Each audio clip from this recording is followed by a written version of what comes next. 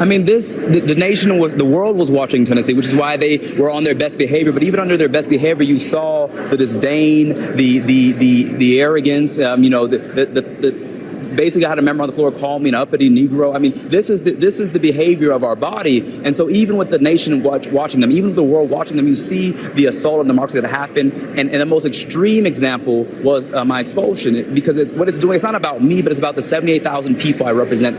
These young people, one of the most diverse districts being silenced because they're upset that we don't fall in line to their narrative of what Tennessee should be. That is a multiracial democracy. Indeed, some of the most extraordinary moments. You had one member, the only non-white member in the House majority, lecturing you, he's Indian American, to say you should be happy to be there and you should just join with us and essentially behave yourself. There were, as another member that you alleged, it said to you that you are a disgrace and essentially called you uppity, but then wouldn't do it when you put your phone up and said, say that again on camera. And I believe he might have been one of the sponsors of this resolution. All right, guys, so we got to follow up on the story about the Tennessee GOP Republicans finally growing a pair, okay, getting some cojones, okay, finally grew out, okay, as they moved to expel 3 Democrats who helped stage an insurrection at the state capitol, okay. Now, I thought that all 3 of them would be expelled, okay. However, what happened was that 2 of them were expelled and 1 survived. Now, it just so happens that the one that survived was a white woman, and the 2 that got expelled were 2 black men. Now, I want you guys to keep in mind that Miss Gloria Johnson only survived by 1 vote, okay? But I still have questions. I got questions in regards to what may have been the reasoning behind Republicans, or a Republican choosing not to vote to expel Miss Gloria Johnson, because I wanted to see all 3 of them get expelled. And it's a good thing that the Republican Speaker of the House there in the state of Tennessee went on Fox News and explained what the possible reasoning was. Take a look. Chaos erupting at Tennessee's Capitol as lawmakers expelled 2 Democratic state representatives who took part in this gun control protest after the deadly Nashville school shooting. But while state representatives Justin Jones and Justin Pearson were removed, a 3rd, Gloria Johnson, well, she survived the vote. And she claims that's because of racism. I think it's pretty clear I'm a 60-year-old white woman, and they are 2 young black men. I was talked down to as a woman, mansplained to, but it was completely different from the questioning that they got.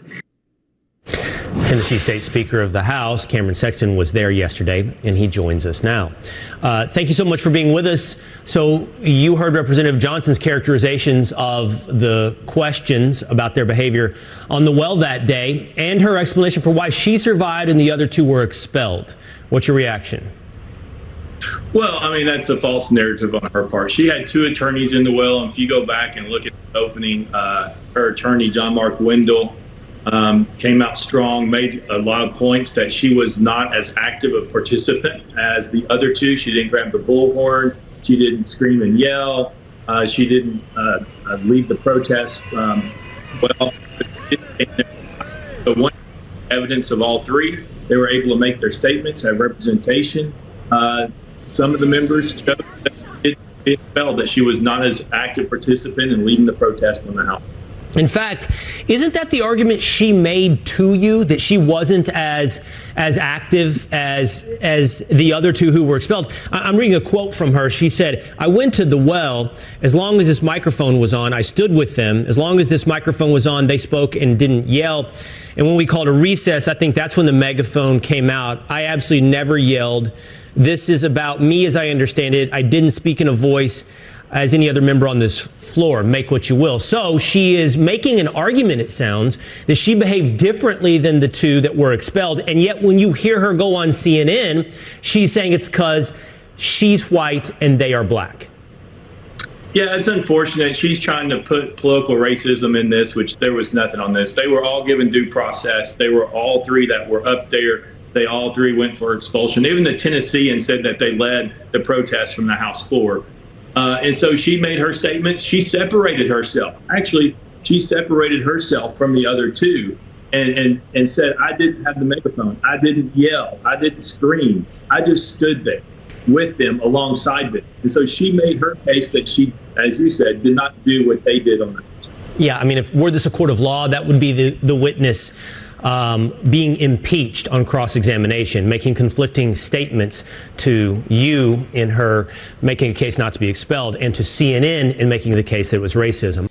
Yeah, so as you can see there, the mainstream liberal media, of course, is trying to peddle a narrative of racism here, that the only reason that Miss Gloria Johnson survived and the other two did not is because she is a white woman. However, according to her own testimony, she was not as active of a participant. She was not as disruptive as the other two. Okay, she seemed to be kind of third wheeling, right? And she was just there, okay, supporting them more so than actively participating. Again, according to her own testimony, right? But when asked and confronted about why there was a difference, she basically said that it was racism. She cried a race card. Again, you know, it's just funny because people with smooth brains can't process this idea that, hey, you know what? Maybe, just maybe, there's something more to why certain people receive certain punishments than just race, even though there appears to be some type of disparity. If you actually listen to the arguments in regards to why the punishment was given out, maybe you can find an explanation that has nothing to do with race. But again, there are people out here, race hustlers, like the one we're about to talk about here today, Don Lemon, okay, who's going full woke here, trying to save his job at CNN because women hate him because he's a misogynist, a sexist, allegedly. You got smooth brain people like Don Lemon. They can't comprehend these things, right? They can't comprehend the idea that, hey, maybe, just maybe, they receive different punishments because they did different things, right? Or they had different levels of participation in the insurrection, right? Now, again, me personally, I still think that she should have been voted out. And keep in mind, she was only one vote short. So it's not like all of the Tennessee Republicans were like, oh, she's a white woman, we're not going to vote for her, right? Like, there was some people who legitimately listened to the arguments, like, okay, she didn't participate as much. But again, most Republicans thought that she should have been kicked out. But again, that doesn't stop the mainstream liberal media from crying racism. So let's react to Don Lemon here, crying racism over this incident. With you, God bless you. Representative, I know you got a long drive home. One final question for you. All right, well, Chairman Faison has left us. And the final question that I wanted to ask him was his explanation for why the two black Democrats were expelled and the woman, the white woman, who she acknowledged she believes race played a role in that, survived by one vote. Yeah, but again, CNN is going to fail to mention her other argument as to why she wasn't punished as much, which is that she didn't participate as much, right? She was not a leader in the incident here. Yep. I think it's obvious. Look, That's obvious, Don. They could have done a censure, right? I think the right question was, why take the most drastic action afterwards? Because this is what Democrats would have done, right? Let's just say the roles were reversed, right? Okay, and Democrats had control and that was a conservative protest.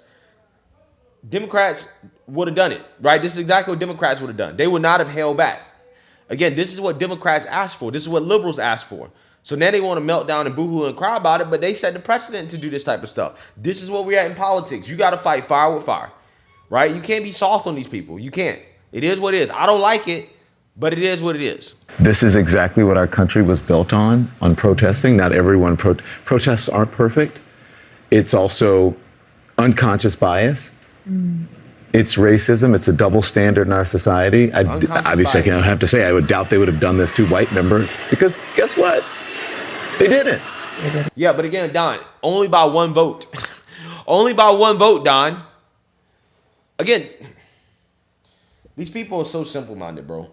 I don't understand, like, I do understand. It's easy to go out here and just to say was racism, right? It's an easy thing to do. You don't have to think about that. You don't have to actually dive deep into what was said, what were the arguments. You don't have to do any of that. All you have to do is come and say, well, it's racism. It's racism, right? And then you get your woke points. He also mentioned unconscious bias, which basically is just Well, if we can't outright say it's racism, then we call it unconscious bias, right? That's what they do, okay? That's what unconscious bias is. I did it to the 2 black members, and especially the 2 black men. It's like usually, especially with something like this, the way people think about black men in this society needs to really be examined, especially with protests, especially with how we express ourselves. If you look at the member there, the guy with the afro, right? He's very outspoken, Justin Pierce, right? I just wanted to be clear because there are 2 Justins. Yeah. I just wanted to be clear about because he is the afro. Yeah, militant or whatever you want to call him, outspoken, but that's his way of expressing himself. And it doesn't mean that he's being rude or boisterous or whatever. He's expressing himself, and that's how he feels. Well, he interrupted an official proceeding, which is, you know, what the January 6th protesters allegedly did. And Don Lemon didn't come up here and give this whole explanation, this defense of, well, this is how they were expressing themselves, right? Just walking into the Capitol and getting a tour was how they was expressing themselves, right? Nah. They were never given that benefit of the doubt, right? But when these people, when they go and then they stage an insurrection, they interrupt the official proceeding, right? They're staging an insurrection. This is what Democrats told us. This is what an insurrection is, right? All of a sudden, there's this soap opera explanation of why it's okay, right? Oh, he's just expressing himself. Sure. He can express himself and follow the rules, right? That's how you express yourself in an orderly fashion, and he chose not to do that. So therefore, he has to be punished. And the other guy is a more subdued, and he's going to be on the other Justin, I should say, because there are 2 Justins. That's why I keep saying Justin Jones. That's the way he expresses himself. And so I think that we really need to think about the double standard in society. You may want to call it unconscious bias. It's racism. That's all that it is. And what they were trying to do was something that was good for the country and for Tennessee and for the country, and they ended up with the worst outcome. And I think It's racism. It's racism for the dime. Again, absolutely amazing stuff. Look, I can understand why people's initial reaction would be racism. Now, I ain't gonna lie, when I initially saw it, you know, the first thing I said in my mind was, I want an explanation, right? Because I was disappointed. And when I heard the explanation and then I saw, okay, well, she only got missed by 1 vote, right? It was only 1 vote away from being kicked out. I'm like, okay, well, now it makes a little bit more sense, right? Okay, she wasn't a ringleader, right? She wasn't doing as much. She was just kind of there, right? So I get it, right? I get it. Again, do I like that outcome? No, I want to see all of them get expelled. But you know what? Some Republicans were convinced that, all right, well, she didn't participate as much, so therefore, you know, she should be spared. It is what it is. I don't think racism or cries of racism are necessary here. But again, that is the easy way of thinking about this instead of, you know, using your brain, right, and doing some critical thinking and trying to figure out, okay, well, why did this happen outside of identity, right? Again, most of the time it's not identity. Most of the time it's actually something else. They're actual actions. But hey, again, we got a lot of smooth brain people in this society that can't think outside of the lenses of race. So let me know what you guys think. Make sure you like, comment, and subscribe. Most importantly, share a Black conservative perspective. Peace.